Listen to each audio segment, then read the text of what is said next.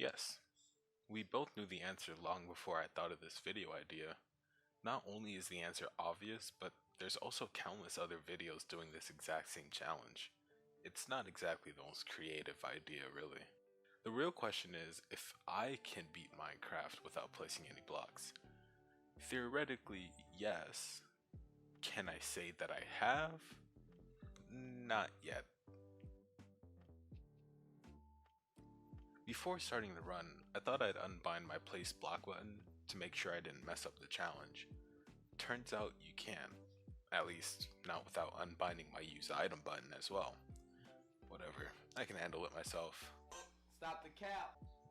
With my still functioning place block button, I made a new world, tried to resist naming it a dumb pun, failed, and loaded into my new world. Once I was in the world, I started collecting blocks that were useless to me without a village.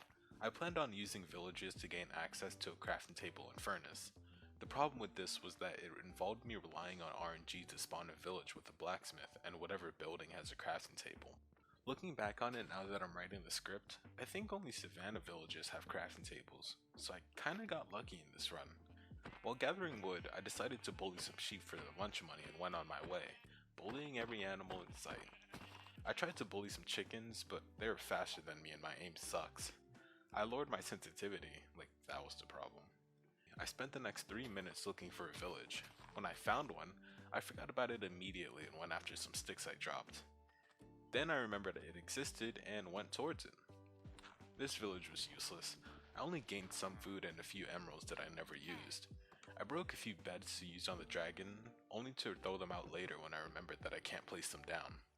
After stealing the small amount of resources that the villagers had, I ran off to find another village. Along the way, I made fun of an enderman for not being able to swim. He tried getting his zombie friends to come kill me, but my beating stick was too powerful for them. He got so angry that he tried coming into the water to get me. He died and I made off with his ender pearl. Loser. I started thinking about resetting the run right before I found another village. This one was a Savannah village, so I knew I wasn't getting a blacksmith, but I was still happy. Before I did anything productive, I stole the village's winter rations and sold the mason his own clay. I found a crafting table soon after and made myself a stepping stone to my first stone tools. I got into an argument with this villager about whether the door should be open or not. I'm only including this so I can justify why I kill him later on.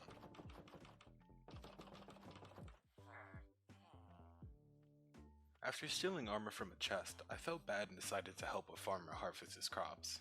I would have replanted them, honestly, but I can't place any blocks. Well, that's the excuse I'm using anyways. I made myself some high ground so I could kill this golem safely, but he just walked away, which is my number one weakness. I'm not one to give up easily, so I just tried again. I pogged where girls cried and made away with 4 pieces of iron.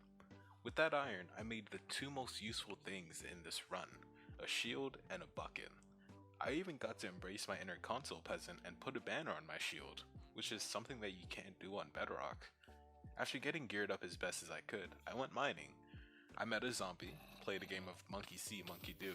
I won, no surprises there, and had the scariest mining experience of my life.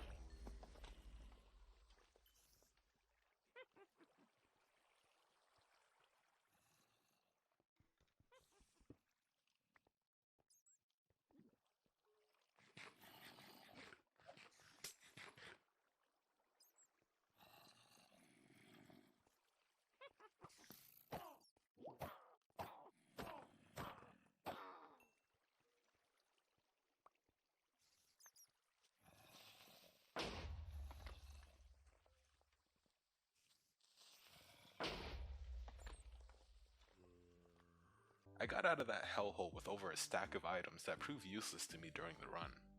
I got into another fight with my big brother. He almost won, but he let me win when I threatened to tell mom, and I robbed a villager of his bed right after. When I woke up the next morning, I made some new tools and set out to find a lava pool. I remembered finding one earlier in the run, but I didn't remember where and I just gave up on it. When I did find a lava pool, it was in the middle of burning a small forest to the ground. I think it's a girl. I didn't ask. I made my portal in the ground so I didn't have to deal with placing lava above my head, and lit the portal. I didn't go in though. I wanted to make some gold boots before I went in. So I ran back, made them, and went into the Nether with my new gold Versace's. The Nether was the most nerve-wracking part of this run, despite my pretty decent luck. I got lucky by having another fortress spawned right below my portal. The only thing was, I didn't have a way down to it, or over to the warp forest in front of me. After weighing my options, I decided to sacrifice 2 of my ender pearls so that I could make my way to and from the Nether portal. While looking over the edges, I accidentally made eye contact with an enderman, and now he wanted to kill me. I got backed up into a corner and had to wait and pray that he would teleport away so I could make my escape. Once I got my chance, I hid and made a hole in the wall that he couldn't fit into. After getting my bearings straight, I went out to look if he was still there. He was able to catch me off guard and force me back to my hidey hole. While fighting back, the sweeping attack from my sword hit some of the zombie pigmen, and they all jumped me. With 3 hearts and an almost broken shield, I had no choice but to die. While running back to the portal, I started thinking about how I would make it back. There was no way I would be able to make the jump, and even if I hit the Nether fortress on the way down, I'd probably still die. Almost halfway to the portal, I came up with a plan.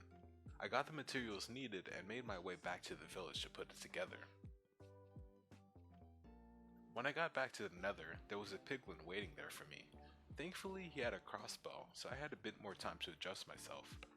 I rushed off the edge without thinking about the gap between me and the Nether fortress and landed safely on top of it. Now, I needed to get back to my loot, but it wasn't as simple as that. There was another obstacle to leap over.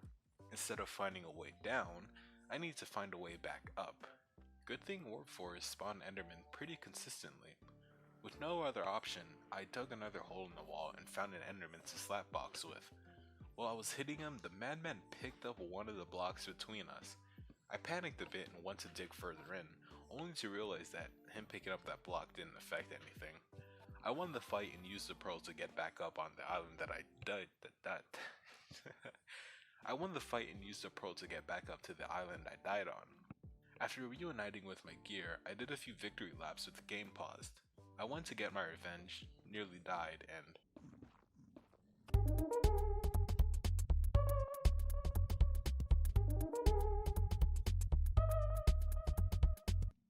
yeah, I don't know why I did that either.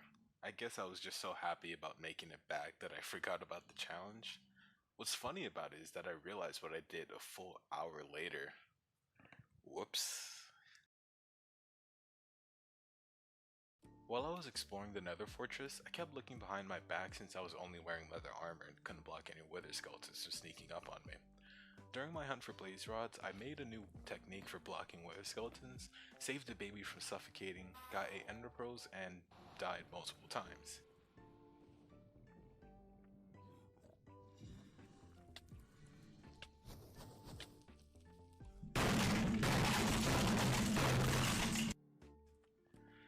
I even broke the rules again. We're not gonna talk about it. Finally, I was out of the Nether, and I was ready to start preparing to fight the Stronghold. You know what, we're keeping that, I don't care. The run there wasn't anything special, all I did was kill more animals. Nothing new. I got to the end without enough arrows to shoot out all of the towers, or any other way to take them down. So after I spent my only 2 arrows taking down 1 crystal, I had to climb up water streams to make it to the top.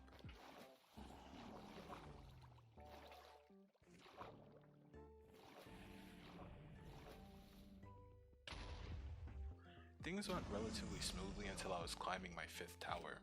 The dragon spit some fire at me and I had to abandon ship because of it. I tried my best to change course, which worked.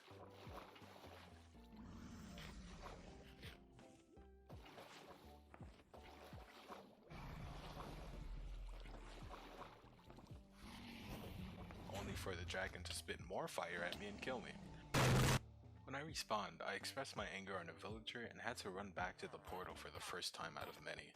I didn't dig a stairway down to the stronghold, so I was lucky that there was a lake nearby to use to get back down. When I made it back to the end, a cycle began to form.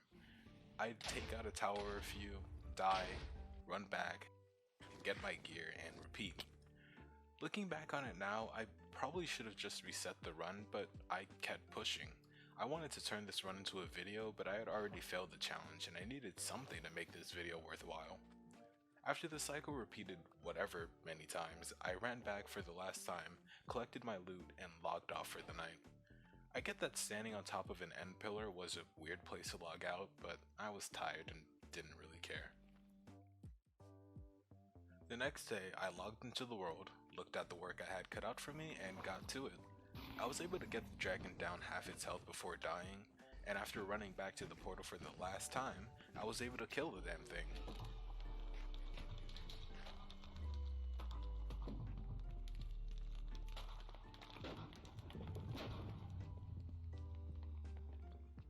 I beat the game, sure, but I did not beat Minecraft without placing a single block.